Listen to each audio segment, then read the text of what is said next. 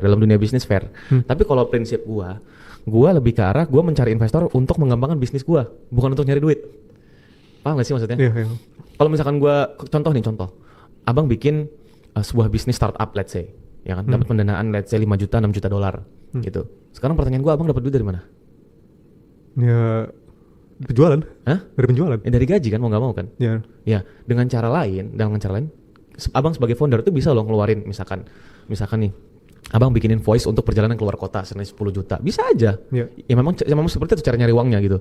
Kayak gitu. Jadi bukan hanya untuk dari gaji tapi memang bisnis equity. Nah, tapi kalau gua pribadi dan teman-teman yang ada di Sinergi Group itu ya, kita memang cari investor. Kalau misalkan dibilang kita cari investor nggak? Iya kita cari. Tapi investor yang mau ngebesarin bisnis kita.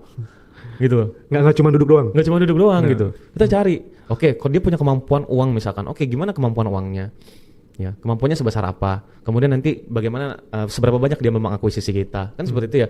Atau nanti bukan akuisisi tapi ternyata malah merger dan sebagainya. Kan kita nggak tahu juga kalau kita ngomongin investment kan. Tapi kalau kita dibilang cari ya cari, tapi untuk ngebesarin bisnis ini.